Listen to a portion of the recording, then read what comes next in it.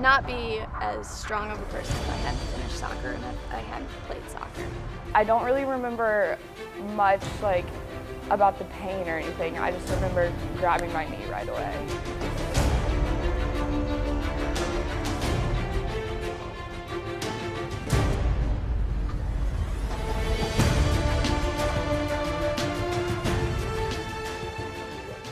Inside a newly designed studio, it's time for a fresh batch of stories on Ball State athletes. It's Driven, presented by Stoops Automotive with Ball State Sports Link. I'm your host, Connor Runyon, and new to the show this year is Allison Luthman. Allie, welcome to the show. It's great to be with you. Yeah, thank you. So last time I was here was last spring talking about the Chirpy, so it's great to be back hosting, and we're going to get started right away. Up first is the latest I Play For You pack featuring Chelsea Swackhammer and her transition from the Big Ten to Ball State. Take a look.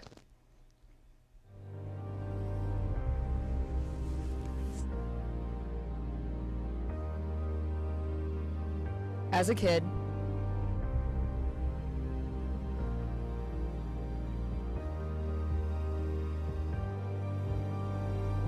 you're told to dream big. And that's what I did. I worked for it. I competed for it. I earned it. Playing at a Big Ten program, I knew my dreams were achievable. But life takes unexpected turns. Turns that made me struggle. Turns that made me better. But I never stopped working from achieving my dreams.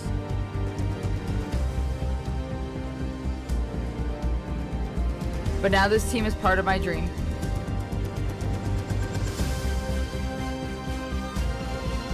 Who knows what the future holds for us?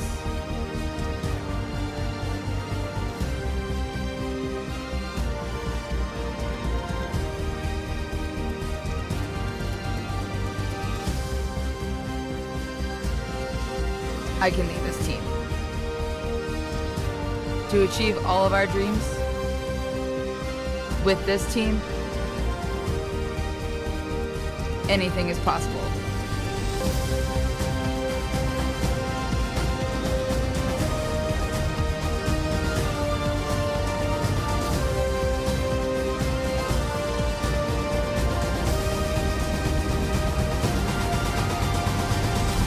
I'm Chelsea Swackhammer,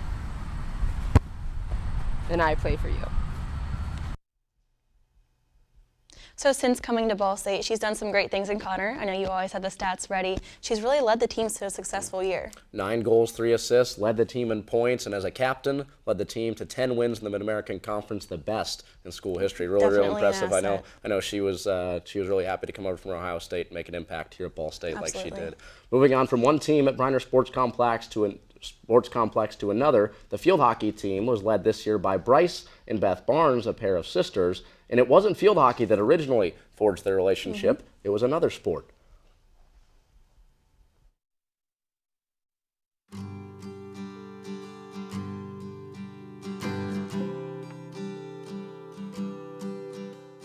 Definitely, I'd say we're best friends.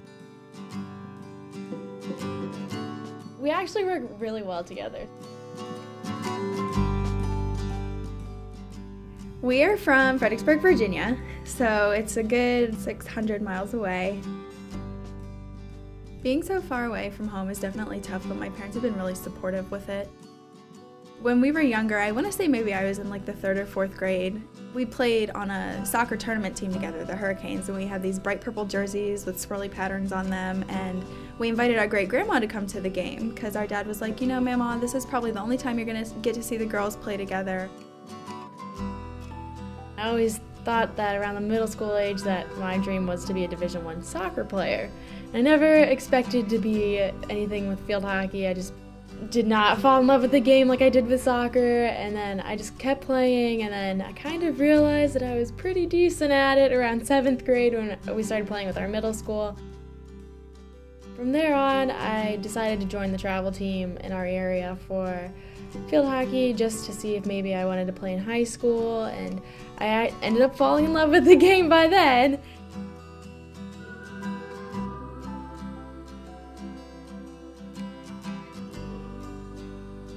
I decided around my sophomore year that I wanted to probably focus a little bit more on field hockey than soccer, which is when I stopped playing travel.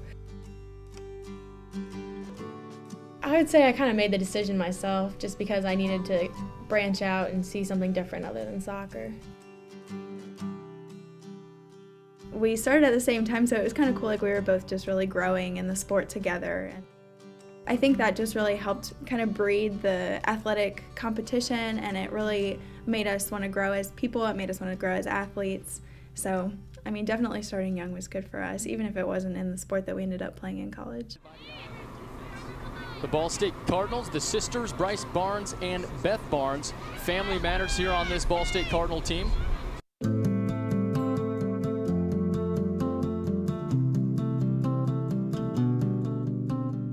My freshman year, I was definitely homesick.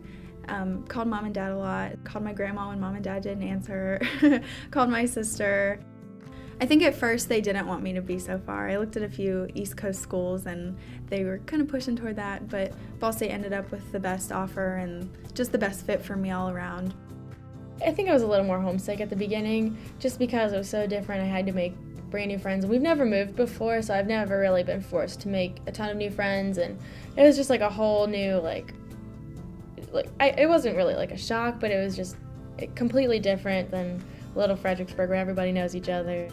I think for her it's been maybe a little easier that I'm here, and I know I'm definitely not as homesick this year because I have a little piece of home here with me. I can't really think of her as a teammate. I can't separate that because she's family first. But something that we try to build with the team is the idea of family. So it's kind of cool to have her, like if she's playing as my left midfielder and I'm the left back, it's really cool to have her on the field because we already have that sort of connection. I think the importance of family is something that I've really learned since coming out here. The biggest lesson I've learned is that family is pretty much everything.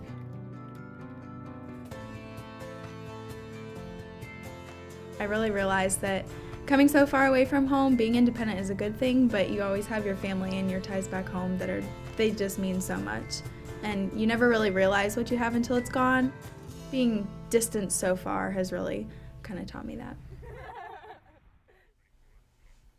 Really cool that those two get to continue their journey as field hockey players here at Ball State together with Beth and Bryce Barnes. But Allie, with working with the Barnes family, it's not just something they say. The sentiments that family truly is everything seems genuine. Yeah, so we got to interview them, and I met their parents a few times, and they absolutely practice what they preach. It was kind of one of those situations where you could just tell how much they felt about each other, and they preached it, and then they took that from their family to field hockey and absolutely stress the importance of it.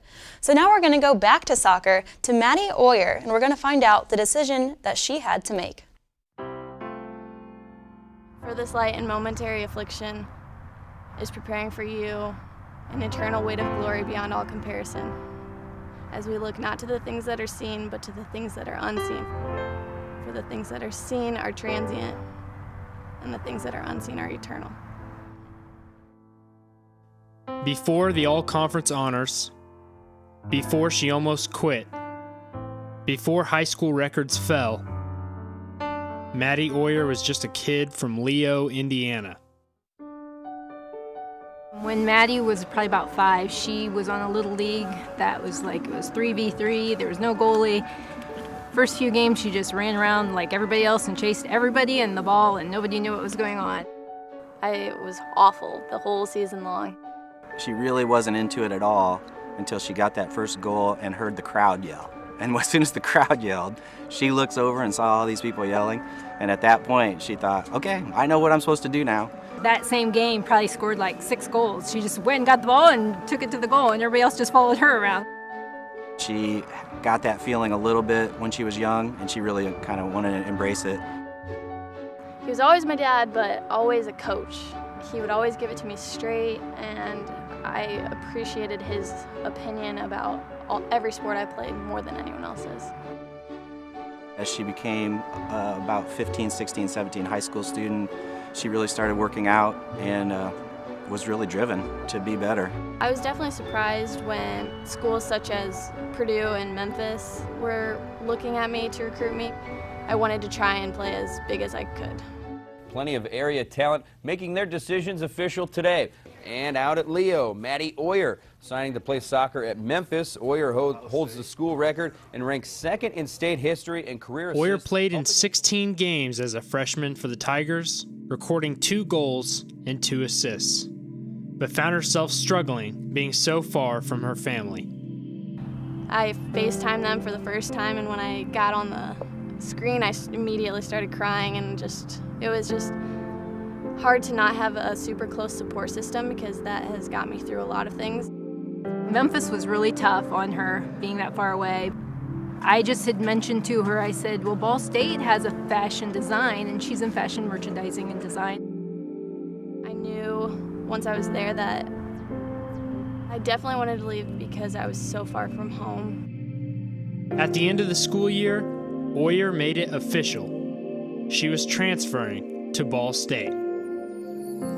I was just going to transfer just for schools. I didn't really care about the soccer part because I was just so tired of how worried it always made me, just about playing, about fitness. I was just like mentally just exhausted from moving twice in a year and just having to create new friends and new coaches, new teammates. Just as Oyer was ready to quit soccer forever, Ball State head soccer coach Craig Roberts heard about her situation and reached out. Craig talked to my club coach and asked if he could have another player or had room for someone else, and Craig was very interested, and so it just worked out. She came here and she just loved the team, and then being closer to home and family and her girlfriend. So being actually here at Ball State was really like she felt like she came home to a good place. Soccer's turned out to be a great plus and the right place for her to be, and she's really excelled here. In her time at Ball State, Oyer has been selected to 2 all-conference teams, named a MAC Distinguished Scholar, and was one of 30 players in the country nominated for the NCAA's Senior Class Award. And through it all, her family was close by her side. I probably wouldn't be here if my family wasn't as supportive. When I was at Memphis, they went to every single game, and that's 9 hours from their house. We traveled every weekend, the 9 hours there, and watched her play. I tell my kids, you're never going to realize how much you love something until you have a kid. So we make time for everything that we can with them involved. My dad just loves it, and my mom just loves me, so she loves it. But it'll be hard for my dad when it's all over. I would be so upset with myself if I had quit. I would not be as strong of a person if I hadn't finished soccer and if I hadn't played soccer.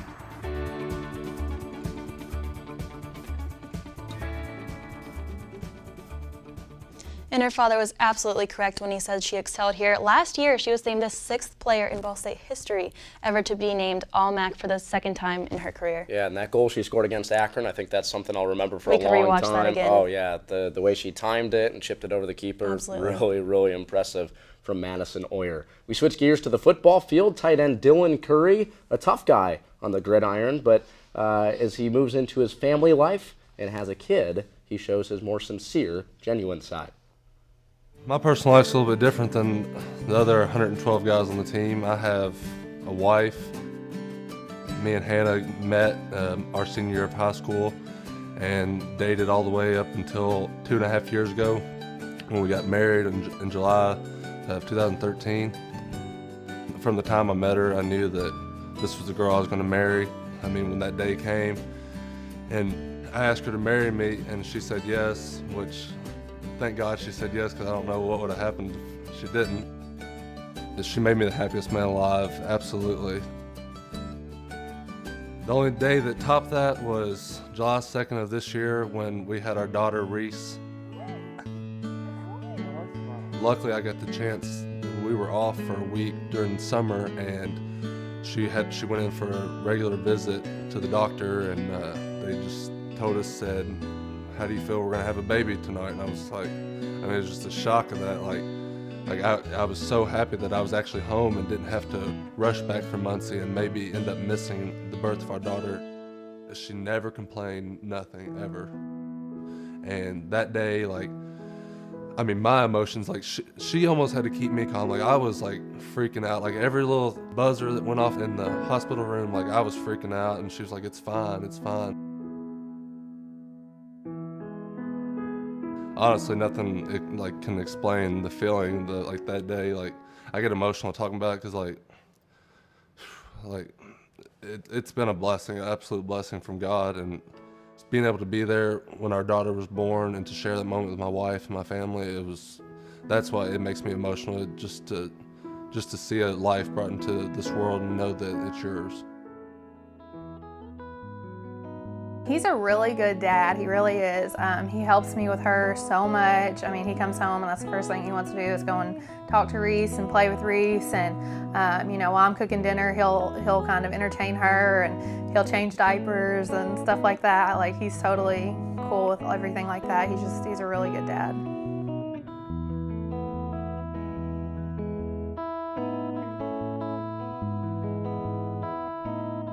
Since she's been born, I mean, all the guys have been great. Like, they all want to see her. Like, there probably 50 of them have held her during fan jam and everything, and it's been great. It was just really neat. You know, they all kind of came over there afterwards to see her and talk to her and stuff like that. And Ian and Julian and Ben, they're all just really, really good with her. They're all just great with her, really.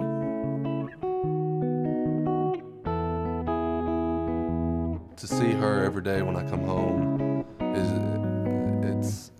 you can't put it into words. Like, to see her smile and so innocent, and she's honestly, without a doubt, been the best blessing in my life, and she's given me motivation this season. I want to do everything in my power to have my best year, my senior year, to make her proud. Like, one day if she looks and she sees and say, "That's my dad." I love that story. That's one of those where the athlete really invites us into their home and lets us see what they are outside of the sport. Yeah, and family continues to be the theme here on the show today, not only with Dylan, but also with the Barnes sisters and Maddie Oyer as well. We move on to the volleyball court as Mackenzie Kitchell came to Ball State as a transfer from Cincinnati in 2013, and on October 25th of that season, she heard the 3 letters that every athlete dreads. And you hate to see this. Obviously, Ball State struggled with injuries all of last season, and now Mackenzie Kitchell has gone down. I don't really remember much about the pain or anything. I just remember grabbing my knee right away. First night we don't come to watch her play, she blows out her ACL.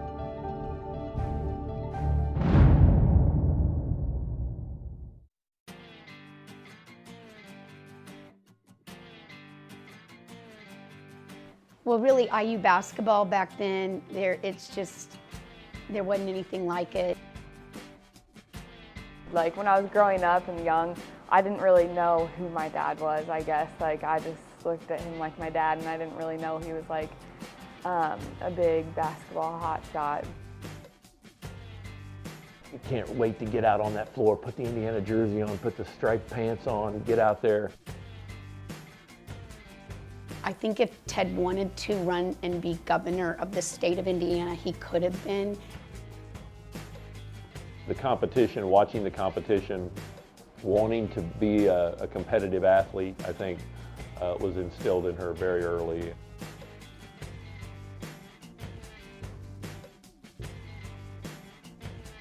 She said, "Mom, I love volleyball." And it just hit me, all the sports that she had done, and for her to have that kind of passion right away.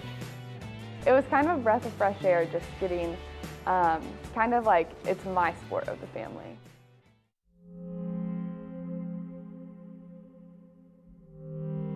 She went to a situation where they had changed coaches. The coach who had recruited her got let go before she got there. The new coach wanted her scholarship and did everything she could to get it. I wasn't her recruit, so it wasn't going to be fair game, anything I did. It was extremely difficult because she had had kind of a couple, things where she had ran till she stopped breathing and she went through 3 kidney stones. There was no support, it was kind of like you've lost the love for the game. My parents definitely were a huge help. They came to every home game even though I wasn't playing, and so they were definitely there for me every step of the way.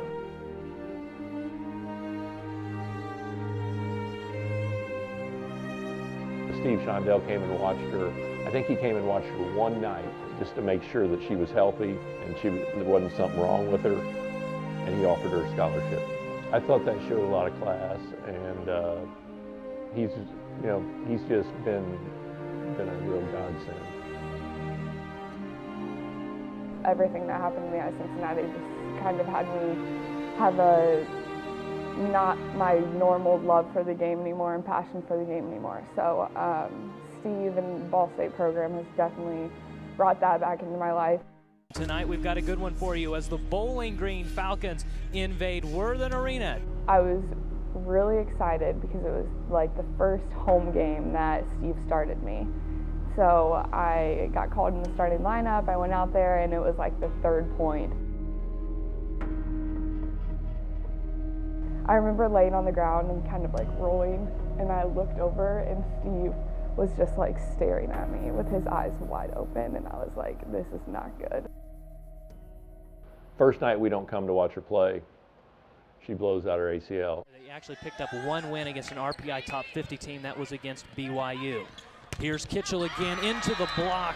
Nice job by Bowling Green as Kitchell is hurt.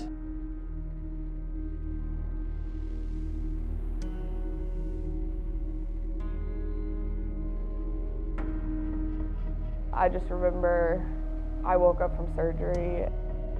It was burning and stinging and just the worst pain out of my incisions. It was definitely physically draining, but mentally draining was probably the worst. What helped me the most was staying positive, because if you get negative and get a negative mindset, then there's nothing that is driving you anymore.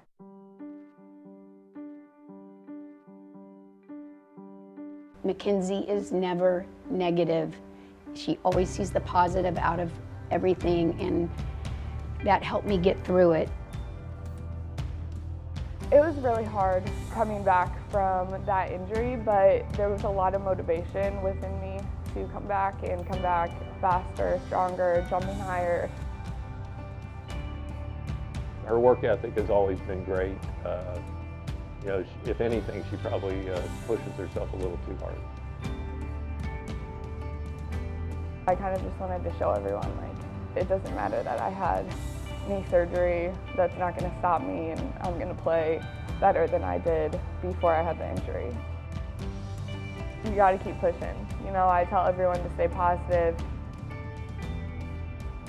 She's just nice and treats her friends nice, and thinks of others, and never has disappointed us. So yeah, really proud of her.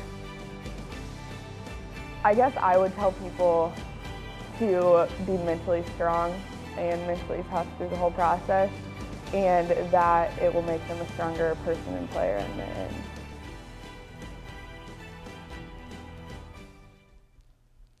Social media has been buzzing lately. For more on that, we go to our upstairs studios with Clint Fink. Thanks, Connor. From the Digital Sports Production Center, I'm Clint Fink, bringing you social media from Ball State Sports. Women's volleyball tweets showing excitement for their 4th straight sweep. Kelly Hopkins says, "Waking up on game day is one of the better feelings I get to experience." She should be excited because Kelly leads the team with kills with 218 and blocks with a total of 96. Monday, Ball State Soccer tweeted thanking all of the fans for the wonderful love and support throughout the season. Field hockey's Jenna Rosenberry shows appreciation for her family's support throughout the season by tweeting, "I've had the greatest fans for the past 5 years of collegiate field hockey. Hashtag chirp chirp." November means basketball season. Over the summer, Jeremiah Davis posted this picture on Instagram showing his trip to the Bahamas with coaches and teammates. Women's basketball's junior Jill Morrison posted this picture in the locker room with her teammates on Instagram showing her excitement as the team prepares for this season. Ball State football's Darian Green was named the MAC Special Teams Player of the Week. To show excitement for the next game, Darian posted this photo on Instagram saying, "There will be sunshine after the rain. Hashtag run it up." From the Digital Sports Production Center, I'm Clint Fink. Back to you, Connor and Allie. Well done, Clint and Allie. Watching Jeremiah Davis's Instagram post there of them in the Bahamas really made me a little jealous that we didn't get to make the trip. You know, we didn't get an invite, but I think maybe next year we can talk about that, maybe get an inside look. I would definitely approve. Especially with us approaching winter. Absolutely. Some rays in the Bahamas wouldn't be bad Very welcome. for either of us.